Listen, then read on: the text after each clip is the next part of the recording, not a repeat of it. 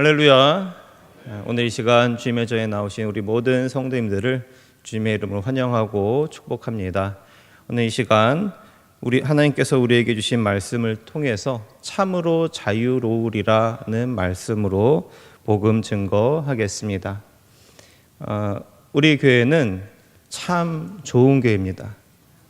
다 아시죠? 우리 교회는 참 좋은 교회인데 여러 가지 좋은 부분이 굉장히 많지만 그 중에서 교회학교가 굉장히 잘 운영되고 있는 교회라고 할 수 있습니다. 교회학교 부서도 이제 영유아부, 유치부, 유년부, 소년부, 그리고 1318, 그리고 청년부까지 그래도 비교적 잘 나눠져 있습니다. 그리고 또 교회 모든 교육을 교육위원회를 중심으로 체계적으로 모든 교육이 잘 이루어지고 있습니다.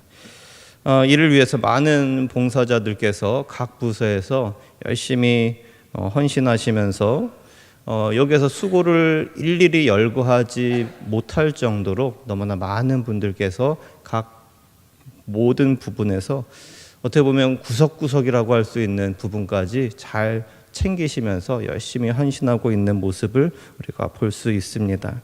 그래서 교사로 또 지원교사로 열심히 헌신하시는 이러한 선생님들의 봉사와 또 노력 덕분에 또한 교회의 전폭적인 지원과 함께 이렇게 교회학교에서 우리 자녀들이 또 신앙 성장을 잘 해나갈 수 있도록 이렇게 모든 교육들이 잘 체계적으로 이루어지고 있습니다. 교회학교뿐만 아니라 우리 교회는 또 어원화도 있습니다. 어원화를 운영하고 있는 교회가 우리나라에 생각보다 많지 않습니다. 이 어원화를 통해서 우리가 우리 자녀들을 또 양육하고 있는데 이 어원화는 이제 자발적으로 참여하는 프로그램입니다. 그래서 자발적으로 참여하기를 원하는 친구들을 대상으로 운영하고 있습니다. 그래서 이 어원화를 통해서 게임 시간이 있습니다. 게임을 하면서 규칙을 배웁니다. 그래서 규칙에 따라야 한다는 그런 룰을 잘 배우면서 그러면서도 승리를 위하여서 최선을 다하는 또 그 안에서 재미와 흥미를 느낄 수 있습니다.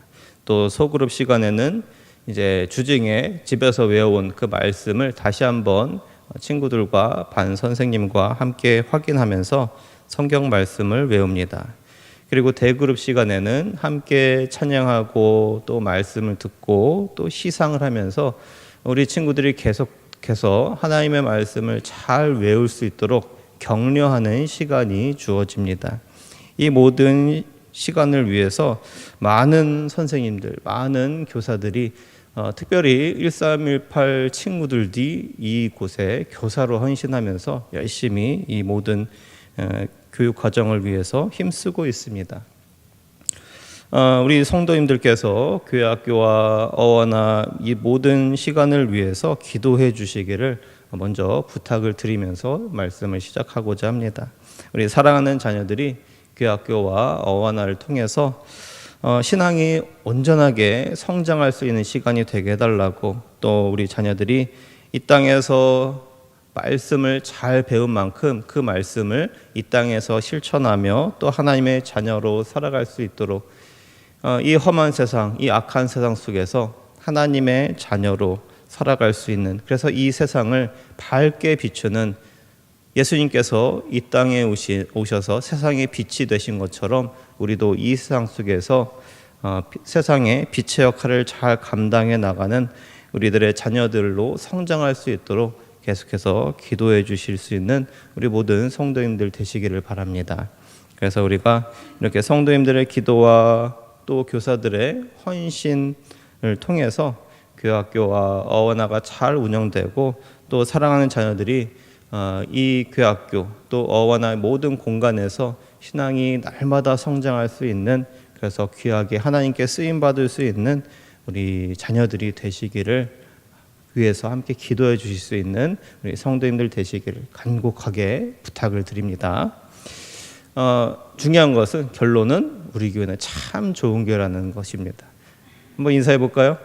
옆에 분들과 한번 인사해 보겠습니다. 우리 교회는 참 좋은 교회입니다. 네. 이미 다 아시기 때문에 굳이 그래도 한번 이야기를 해봤습니다. 제가 이렇게 올해 어원화를 담당하면서 어원화에서 말씀을 전하게 되었는데요. 그래서 어원화에서도 가장 중요한 말씀 여러 가지를 이제 중심으로 이제 말씀을 전했습니다. 그 말씀 중에서도 여러 가지 말씀이 중요한 말씀이지만 우리 자녀들의 믿음의 기초에 대해서 굉장히 중요한 말씀들이 많기 때문에 그 말씀들을 중심으로 이제 말씀을 전했습니다. 그리고 최근에는 이제 십계명 말씀을 중심으로 이제 말씀을 전하고 있습니다. 이 말씀을 준비하다 보니까 이 십계명의 말씀이 너무너무 중요하다는 사실을 알게 되었습니다. 기존에 십계명의 말씀이 이런 말씀이 있다, 이런 구조로 배열되어 있다, 그런 이론적인 것은 알고 있었지만 이 말씀을 준비하다 보니까 십계명 안에 하나님의 마음 그리고 하나님의 뜻이 분명하게 새겨져 있다는 사실을 알게 되었습니다.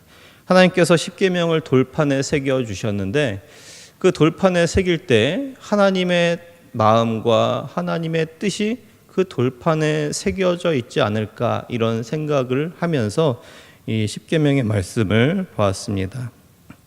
우리가 보통 이렇게 십계명이라고 하면 하나님께서 이스라엘 민족을 향하여 주신 10가지 계명 이렇게 우리가 보통 단순하게 생각할 수 있습니다. 우리가 이 십계명이 또한 2024년 이 대한민국 땅에서 살고 있는 우리를 향한 하나님의 마음이 그 안에 담겨져 있다는 사실을 우리가 알고자 합니다. 우리가 알고 있는 십계명을 하나님께서 이스라엘에게 주신 이유는 우리가 너무 잘 아시듯이 애굽에서 그동안 종살이하면서 노예 생활을 하고 있던 이 이스라엘 민족이 이제 앞으로는 노예가 아니라 하나님의 민족, 하나님을 믿고 섬기는 하나님의 백성으로 살아야 하는데 이 이스라엘 민족들이 어떻게 해야 하는지, 어떤 생각과 어떤 행동을 해야 하는지 그들 스스로 알 수 없기 때문에 하나님께서 이 십계명을 이스라엘 민족에게 주셨습니다. 이스라엘 민족에게 이제 그동안 없던 자유가 주어져 있기 때문에 이 자유를 어떻게 활용해야 하는가, 이 자유를 활용하여서 하나님의 백성으로 어떻게 살아가야 하는가에 대한 일종의 삶의 지침서라고 할 수가 있습니다. 우리가 삶을 살아갈 때 이렇게 살아가야 한다, 이런 방향을 알려주고 있습니다. 이렇게 십계명은 이스라엘 민족에게 너무나 중요한 말씀이라고 할 수 있습니다. 그렇다면 이 십계명이 가지고 있는 원래의 뜻, 참된 뜻, 그 하나님의 의도를 가장 잘 아시는 분이 누구일까요? 하나님이시죠.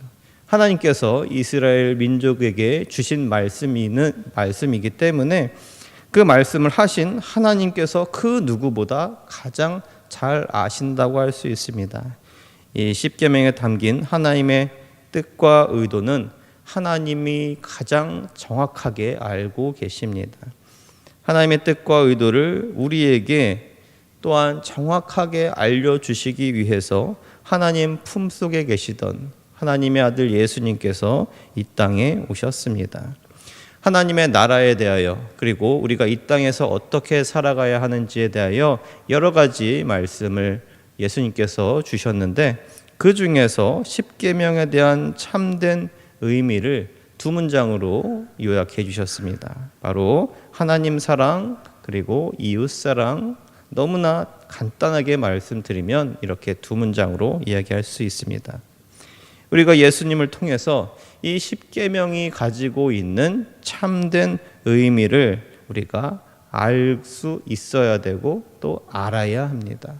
우리가 이 십계명의 의미를 알 때 우리가 하나님을 사랑할 수 있고 또 이웃을 사랑할 수 있고 우리가 이웃을 사랑하게 됩니다. 그래서 이 십계명이 우리에게 너무나 중요하고 우리에게도 여전히 의미가 있는 말씀이라고 할 수 있습니다. 우리가 어릴 때는 인생이 무엇인지 모를 때는 십계명을 지키기 쉽다고 생각할 수도 있습니다.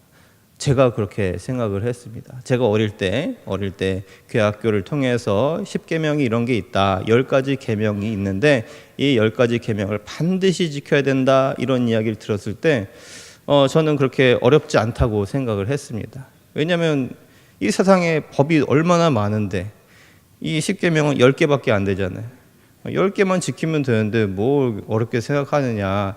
이렇게 단순하게 생각했던 때가 있었습니다.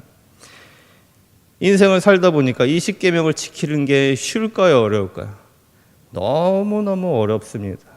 우리가 살다 보면 이 십계명이 너무너무 중요하고 어떻게 이 계명을 지킬 수가 있을까 이런 생각이 들 정도로 우리가 이 십계명, 이 10개밖에 안 되는 계명조차 지키지 못하는 이 인간들의 모습을 우리가 보면서 이 십계명의 말씀이 그만큼 지키기가 어렵구나 이러한 사실을 우리가 알게 됩니다. 그리고 그만큼 우리가 이 세상을 사는 것이 우리 생각보다 쉽지 않고 또 우리의 현실이 너무나 악한 경우도 있고 나 자신도 착한 사람이 아니구나 이런 사실을 알게 됩니다. 그래서 우리가 살면서 죄를 짓고자 하는 충동이 계속해서 우리 마음속에서 올라올 때가 있죠. 그럴 때마다 우리가 해야 하는 것은 이 십계명의 말씀을 생각하면서 이러면 안 되지 하는 마음으로 우리가 십계명을 그 말씀이 가지고 있는 그 의미를 우리가 잘 깨닫고 하나님의 뜻대로 살아가야 합니다. 이러한 모습을 보면서 우리는 여전히 죄에 대하여 연약하구나. 우리는 죄를 언제든지 지을 수 있는 존재이구나. 이런 사실을 깨닫게 됩니다. 우리가 죄를 짓기는 너무너무 쉽습니다. 이렇게 죄에 연약한 우리가 더욱 지켜야 할 말씀, 더욱 유의해야 할 말씀이 바로 십계명 중에서 두 번째 계명이라고 할 수가 있습니다. 신명기 5장 8절에서 10절에서 이렇게 말씀하고 있습니다. 너는 자기를 위하여 새긴 우상을 만들지 말고 위로 하늘에 있는 것이나 아래로 땅에 있는 것이나 땅 및 물속에 있는 것에 어떤 형상도 만들지 말며 그것들에게 절하지 말며 그것들을 섬기지 말라. 내 하나님 여호와는 질투하는 하나님인즉 나를 미워하는 자의 죄를 갚되 아버지로부터 아들에게로 3, 4대까지 이르게 하거니와 나를 사랑하고 내 계명을 지키는 자에게는 1000대까지 은혜를 베푸느니라. 아멘. 이 두 번째 계명에는 하나님의 축복 또한 하나님의 심판까지 모두 다 담겨져 있는 너무나 중요한 말씀입니다. 십계명의 첫 번째 계명은 나 외에는 다른 신들을 내게 두지 말라입니다. 그리고 그에 더 이어서 두 번째 계명인데 이 첫 번째 계명은 기존에 있던 여러 가지 우상들이 있습니다. 이스라엘 민족이 가나안 땅에 들어갔을 때 여러 가지 민족들이 섬기는 우상들, 신들을 만날 수 있게 되었습니다. 기존에 있던 이런 여러 가지 우상들이나 신들을 너희가 바라보지 말라. 그리고 내 앞에 있다면 치워버려라. 그리고 오직 창조주 하나님만 바라보고 섬겨라. 이것이 1계명의 뜻이라고 할 수가 있습니다. 하나님과 우리 사이에 아무것도 두지 말고 하나님만 두라는 의미라고 할 수 있습니다. 이에 더불어서 이제 두 번째 계명은 하나님과 나 사이에 우상이나 신들로 우리 하나님과 우리의 사이의 공간을 채우지 말라는 의미라고 할 수 있습니다. 나의 노력과 수고를 하나님이 아닌 다른 신, 다른 우상에게 쏟지 말라는 의미입니다. 하나님과 우리 사이에 하나님이 아닌 것으로 채우지 말라는 뜻입니다. 하나님께서 하나님과 우리 사이에 있는 하나님이 아닌 것들, 하나님이 아닌 다른 것들을 하나님께서 질투하신다 이렇게 분명하게 말씀하고 있습니다. 그만큼 하나님과 우리 사이는 밀접해야 한다는 의미입니다. 1계명의 하나님과의 방향, 그리고 하나님과 우리 사이의 공간과 관련이 있다고 한다면 2계명은 하나님과의 공간에 대한, 하나님과 우리 사이에 있는 공간에 대한 우리의 노력, 우리의 행동과 관련이 있다고 할 수 있습니다.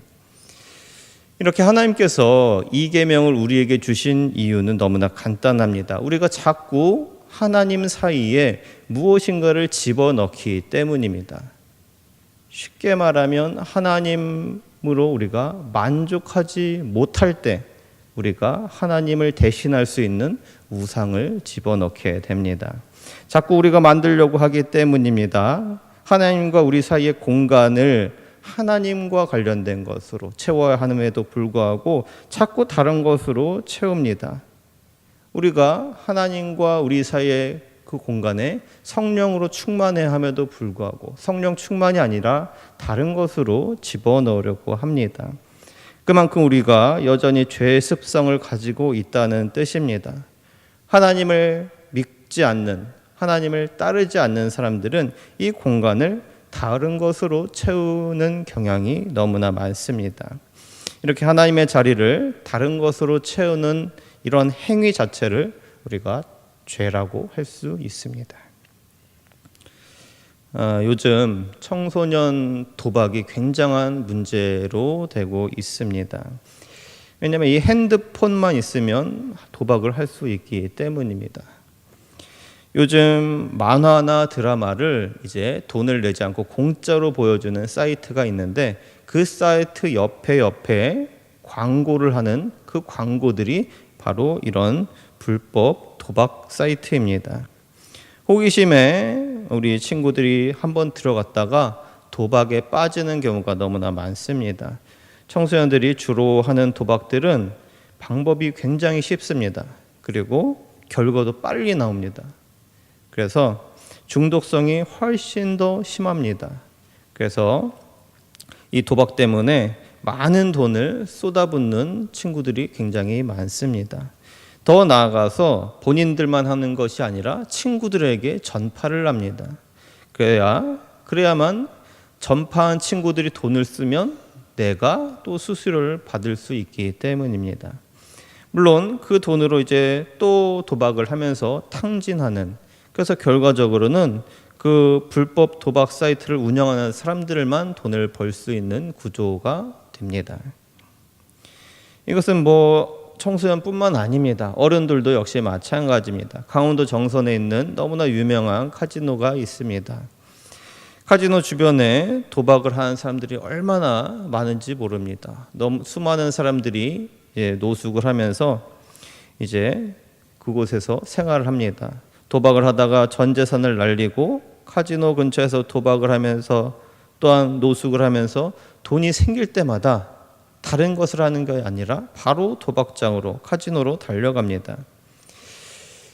돈을 딸 수 없다는 사실을 알지만 알매도 불구하고 도박장에 가서 잠시 돈을 딸 때에 그 쾌락을 잊어버리지 못하기 때문입니다. 그만큼 이 도박이 주는 쾌락에 이 사람이 지배당하고 있는 상황이라고 할 수 있습니다. 뿐만이 아닙니다. 요즘 TV를 보면 TV에 너무나 이 사주팔자, 점을 치는 이야기가 너무나 많아졌습니다. 예전보다 훨씬 더 많아진 것 같습니다. 심지어 귀신을 섬기는 무당들끼리 남자와 여자가 만나서 데이트를 하는 프로그램조차 있습니다. 점점 더 우상 숭배와 점 보는 행위가 예전에 음지였다면 지금은 이제 양지로 나오고 있습니다.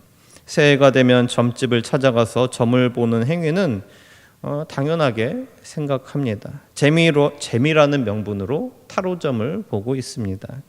그러다가 무당이 굿을 벌려라 그러면 이제 큰 돈을 들여서 이제 구판을 벌입니다. 이거 역시 사주팔자와 또 귀신에게 얽매여 있는 인생이라고 할 수 있습니다. 하나님과 우리 사이에 이 공간을 하나님이 아닌 다른 것으로 채우면 이런 일이 일어나게 됩니다. 다른 힘, 다른 존재에 지배되어 버리게 됩니다. 본인은 자유로운 행동, 자유로운 생각이라고 생각할 수 있지만 결국은 다른 존재, 자기 욕심, 자기의 쾌락의 노예로 살아가게 됩니다. 예수님께서 이 땅에 오신 이유가 무엇입니까? 우리의 진정한 자유를 위해서 이 땅에 오셨습니다. 오늘 본문 요한복음 8장 36절에서 이렇게 말씀하고 있습니다. 그러므로 아들이 너희를 자유롭게 하면 너희가 참으로 자유로우리라. 갈라디아서 5장 1절에서 이렇게 말씀합니다. 그리스도께서 우리를 자유롭게 하려고 자유를 주셨으니 그러므로 굳건하게 서서 다시는 종의 멍에를 매지 말라. 이 자유에 대한 관심은 구약 성경에도 있습니다. 이사야 58장 6절 말씀에서 하나님께서 진짜로 원하시는 금식은 겉으로 하는 금식이 아니라 압제당하는 자를 자유롭게 하는 것, 이렇게 말씀하셨습니다. 구약과 신약 성경 모두 하나님께서 진정으로 우리에게 원하시는 하나님의 그 뜻은 우리가 이 땅에서 살아갈 때 참된 자유인으로, 어떤 것에도 얽매이지 않는 참된 자유인으로서의 삶을 살기를 원하시는 것이 바로 하나님께서 우리를 향하신 하나님의 뜻이라고 할 수 있습니다. 우리는 누구입니까? 우리는 예전에는 죄에 묶여있던 죄의 노예였습니다.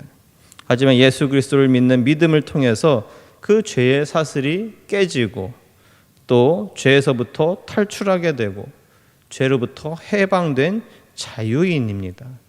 더욱이 하나님께서 우리를 하나님의 자녀로 삼아주셨습니다. 하나님께서 우리를 죄로부터 해방하시고 우리를 단순하게 자유인으로 만드시기만 해도 너무너무 감사한 일인데 하나님께서 우리를 더 높여주셨습니다. 하나님의 자녀로 우리의 직분을 높여주셨습니다. 그렇기 때문에 우리는 하나님을 어떻게 대해야 하는가? 우리는 하나님의 노예가 아니라 자유인이고 더 나아가서 하나님의 자녀로서 하나님의 뜻에 따르며 살아가는 자유로운 사람들이라고 할 수 있습니다. 그럼에도 불구하고 우리가 여전히 하나님의 자녀가 아니라 우리가 여전히 종의 입장으로 우리가 하나님을 보고 있지는 않습니까? 우리는 어떤 마음으로 하나님을 섬기고 있습니까? 종입니까? 아니면 자유인입니까? 아니면 자녀입니까? 모세가 시내산에 올라가서 오랫동안 내려오지 않았습니다. 그래서 이스라엘 사람들이 걱정하면서 결국은 모세를 대신할 수 있는 신을 만들라, 이렇게 이야기를 합니다. 그래서 이스라엘이 금송아지를 만듭니다. 이스라엘 민족이 금송아지를 만든 이유는 너무나 간단합니다. 이스라엘이 하나님을 금송아지처럼 생각했기 때문입니다. 애굽에서 각종 우상들, 각종 신들을 많이 보면서 하나님도 우상을 섬기는 것처럼 섬기면 되겠구나, 이렇게 생각을 했기 때문입니다. 그래서 금송아지를 만드는 일에 거리낌이 없었다고 할 수가 있습니다. 금송아지를 향하여 비나이다 비나이다 하는 것과 하나님을 향하여 비나이다 비나이다 하는 것과 별 차이가 있느냐, 이렇게 생각을 했기 때문에 금송아지를 만들었다고 할 수 있습니다. 우리가 이 이야기를 통해서 우리의 신앙이 어떤지 우리의 믿음 생활 다시 한번 되돌아보아야 합니다. 우리도 여전히 우상의 습관을 버리지 못하고 여전히 하나님을 우리의 일종의 우상처럼 숭배하고 있지는 않습니까? 우리가 하나님을 어떻게 섬기고 있습니까? 이에 대해서 이 계명에서 분명하게 말씀하고 있습니다. 출애굽기 20장에 나오는 이 계명은 너를 위하여 새긴 우상을 만들지 말라입니다. 너를 위하여. 신명기 5장에 나오는 이 계명은 너는 자기를 위하여 새긴 우상을 만들지 말라입니다. 자기를 위하여, 너를 위하여, 자기를 위하여. 우상은 너를 위하여, 나를 위하여 만드는 것입니다. 너를 위하여 나를 위하여 하나님을 섬기는 사람이 곧 하나님을 우상처럼 섬기는 사람이라고 할 수 있습니다. 하나님과 나와의 관계가 이기적인 사람입니다. 곧 나의 이익만 생각하고 하나님께 받으려고만 하는 사람입니다. 사람과의 관계에서도 이렇게 하는 사람은 왕따가 됩니다. 사람들이 좋아하지 않습니다. 아무도 이런 사람과 관계하려고 하지 않습니다. 하물며 하나님, 창조주 하나님, 우리를 만드시고 우리의 삶을 인도하시는 그 하나님을 우리가 이런 식으로 대해를 한다면 하나님께서 어떤 마음이실까요? 인격적인 하나님이십니다. 그 인격적인 하나님을 단순히 도깨비 방망이로 여기고 있는 너무나 비인격적인 행동이라고 할 수 있습니다. 나는 하나님을 섬기겠습니다. 나는 하나님을 찬양하고 하나님께 예배하고 하나님을 위하여 최선을 다하겠습니다. 그러니까 하나님은 저에게 복을 주십시오. 우상 숭배입니다. 다른 종교, 다른 신을 섬기는 방법으로 동일하게 하나님을 섬기고 있습니다. 오늘 본문 말씀에 나오는 이 유대인들 역시 자신들이 아브라함의 자손이라고 자랑하고 있습니다. 성전에 예수님께서 들어오셨고 그 자리에 유대인들도 있었습니다. 유대인들은 율법을 철저하게 지키는 사람들입니다.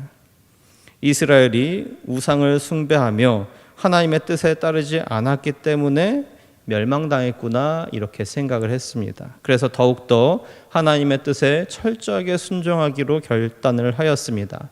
그런데 그 방법이 율법을 더 많이 만들어서 더 철저하게 지키는 방법으로 그 하나님의 뜻을 구하고자 하였습니다.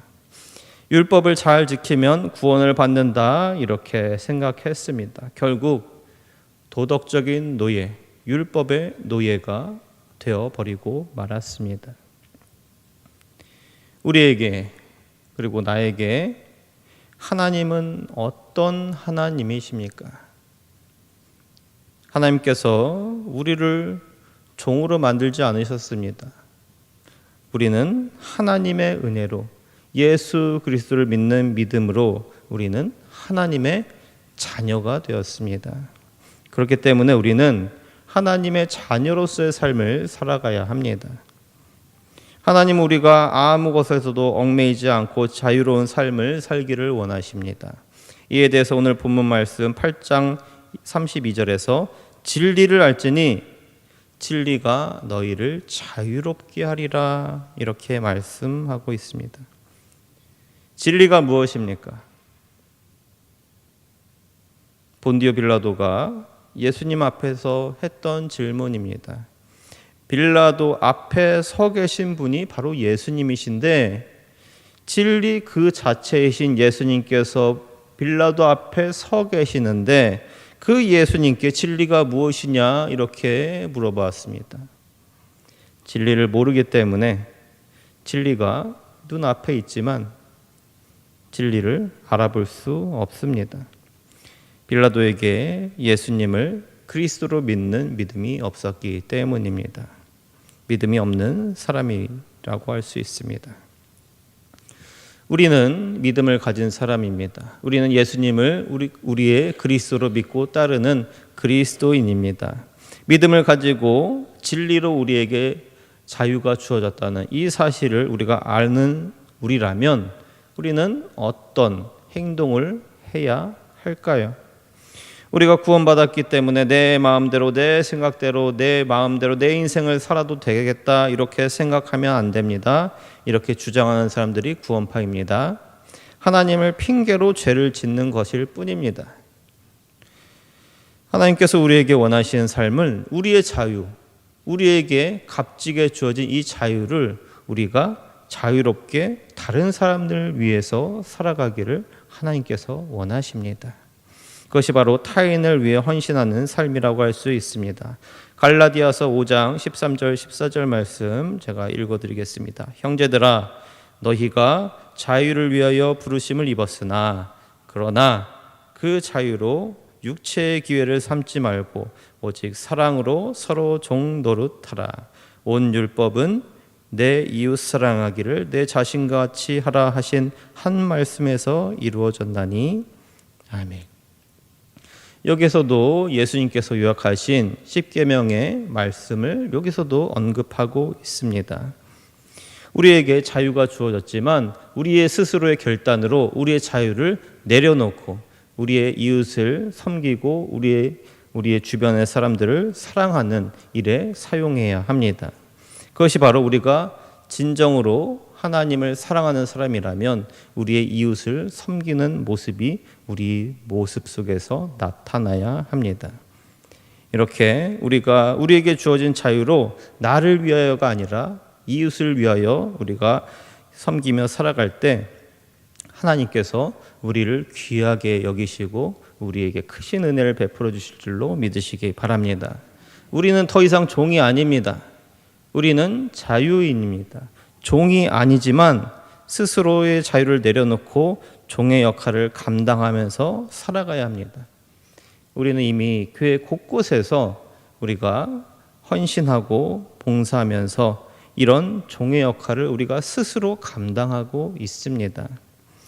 우리가 이웃을 사랑하고 섬기고 있는 우리는 이미 우리가 예수님을 잘 믿고 있는 사람, 예수님의 뜻을 깨달은 사람, 예수님의 뜻대로 이 세상을 살아가는 사람이라고 확실하게 이야기할 수 있습니다. 우리가 오늘 이 말씀을 통하여서 우리에게 주신 자유를 잘 활용하여서 하나님을 사랑할 수 있는, 또 우리의 이웃을 내 몸과 같이 사랑할 수 있는 그런 삶을 통해서 하나님께 온전한 영광을 돌리며 살겠습니다. 이렇게 결단하는 저와 우리 모든 성도님들 되시기를 주님의 이름으로 간절히 축복합니다. 기도하겠습니다. 사랑의 하나님 아버지, 오늘 우리에게 주신 말씀을 기억하면서 하나님께서 우리에게 주신 자유를 잘 사용하여서 하나님을 기쁘시게 하며 하나님께 영광 돌리며 살아가는 우리 모두가 되게 하여 주시옵소서. 우리의 이웃을 사랑으로 섬기는 우리 모두가 되기 원합니다. 우리의 생각과 우리의 행동을 옥죄려고 하는 악한 세력에게 우리가 지배당하지 않게 하여 주시고, 우리가 올바른 정신과 올바른 마음으로 하나님의 사랑을 이 세상에 선포하며 또한 복음을 전파하며 우리를 통하여 그 참된 그리스도인의 모습을 보여줄 수 있는, 그래서 이 세상 속에서 빛과 소금의 역할을 충분히 감당해 나가는 우리 모두가 되게 하여 주시옵소서. 그래서 이 험한 세상, 이 악한 세상 속에서 예수 그리스도의 빛을 온 세상 가운데 비추며 우리를 통하여 온 땅 가운데 진리를 전파하며 살아가는 우리 모두가 되게 하여 주시옵소서. 예수님의 이름으로 기도합니다. 아멘.